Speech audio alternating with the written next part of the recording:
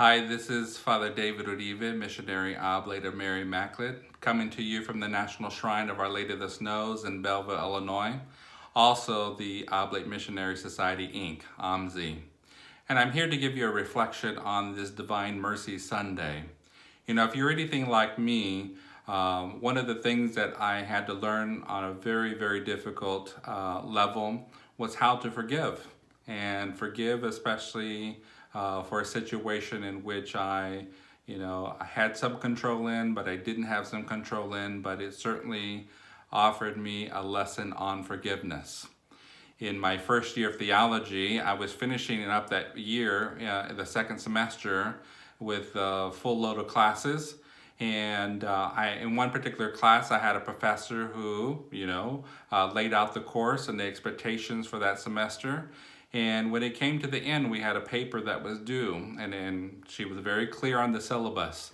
This is the date that the paper is due, and this is the time, and this is where you need to send it.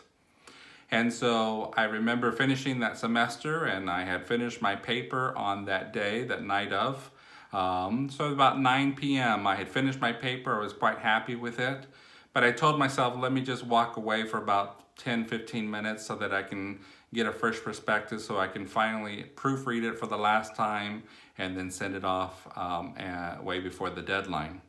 Well, in that little break, I was summoned by one of the brothers in the house to help him with his paper, because he still had a lot of questions. And so I went on and helped him in that capacity, and time escaped me. By the time I realized that, it was about 11:15, and so I said, well, let me go back and let me do my piece. And so I did. I went back to my computer and proofread my paper, and maybe I got a little carried away, but anyway, I sent it off and emailed it out, very satisfied with it.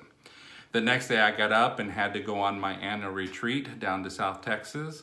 And so I enjoyed that week of retreat, found that peace and serenity that I really wanted to enjoy, especially because it was the first summer that I would not have any really lots of things to do. And so I was looking forward to that upcoming summer.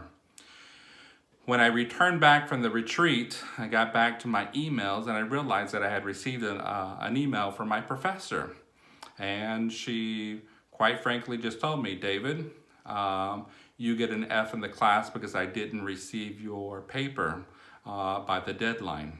And so, whatever peace that I have found during that week, in that particular moment, gone. And so I looked at my send button, send box, and I realized that I did find the email in which I had sent the email. And so I forwarded that to her, and I said, I did send this to you. Here is the date, and therefore I did complete your requirement. And so, of course, that left me in a frenzy, because I couldn't afford an F. There was no way that I would have gotten an F, and especially at the graduate level. And so I waited, and about an hour and a half, 2 hours later, which was the longest I've ever had to wait, I got a reply from the professor, and she said, no. She goes, the grade still stands, because I can see that you made the effort and you did submit the paper, but you submitted it to the wrong email, and you submitted it at 12:04, 4 minutes past the deadline.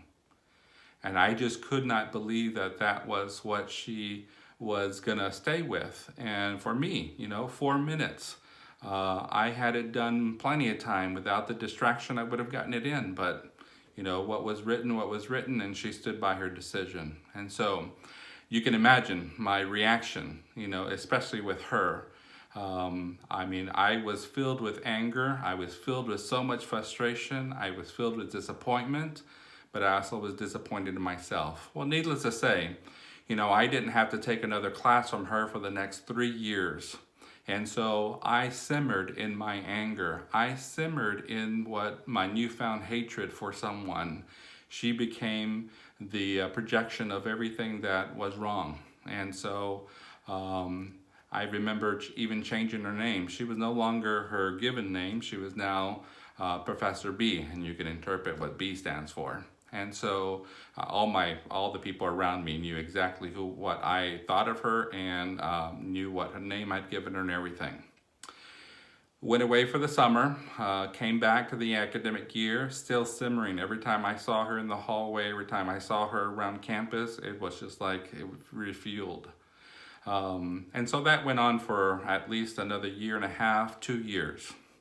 After my third year of theology, I was so ready to go off to pastoral internship, and I looked forward to my time at a parish in Florida, that I didn't have to think about it. But I knew one thing in the back of my mind, that I had to not only take a course that she would teach, but also to repeat the course that I had failed.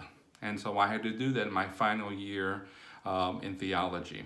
And so I remember saying to myself, you've got to really put this into prayer. You've got to really, because one day you'll have to face her, and you'll have to have a discussion with her.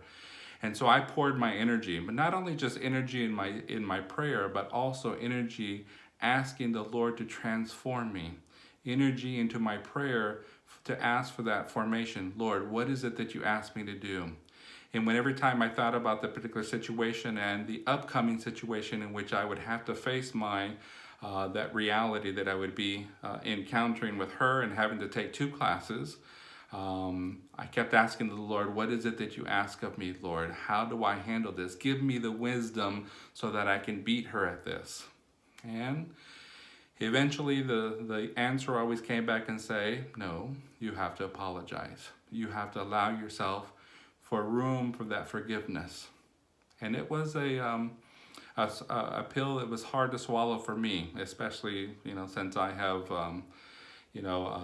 lots of pride. I'm a man of pride and have worked on that for many years.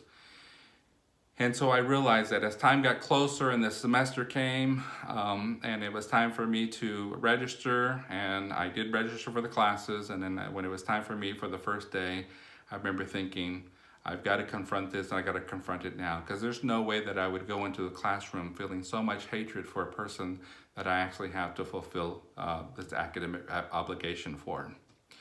And so I remember writing her an email and saying to her, I would like to have a meeting with you in your office. And so I sent the email off asking her for a time and date. When she responded and gave me a time and date, I remember that time coming, that particular hour coming, and it took everything in me to knock on that door. But I had to do it. And so I knocked on the door.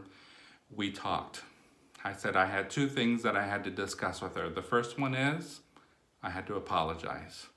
I said 3 years ago in my first year of theology, this was what happened at the situation, and yes, I was wrong, and I was looking for compassion from you, but when you didn't offer it, then your final word had to stay. And so I said, for the past 3 years, I simmered in this anger and frustration, and I want release from it. And so I said, I apologize. And she was very taken back. She said, this is not what I expected from you. I expected you to really confront me and really fight your, what you stood for.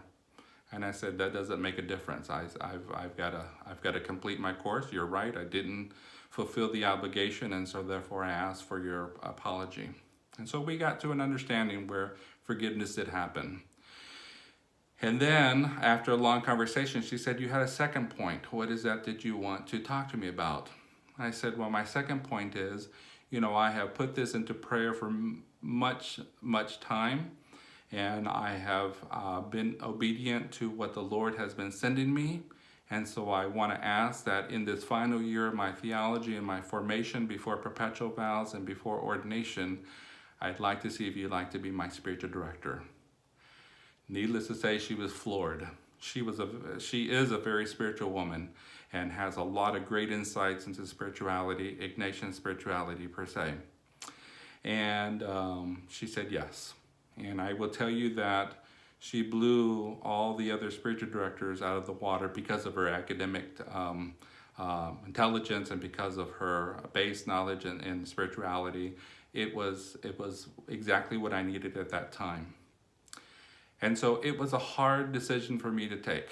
And so, During this time when we find ourselves out of our normal routine, more time for reflection, more time to allow God to speak to us, are there persons that we need to forgive? Are there persons that we're holding a grudge to? And how are we putting that into prayer? I know that it took me a long time to get to that point, but I think the biggest lesson, not just failing the course and having to repeat it again, I think it was necessary for me to know how to learn how to forgive. And to forgive because in what it prepared me, especially in a life of religious vows, but also in a life of ministry. And so I ask you to spend your time there and to live in a life where you can give life to others, especially yourself. Experience the divine mercy and the blessings that God gives to us each and every day. Thank you. Blessings.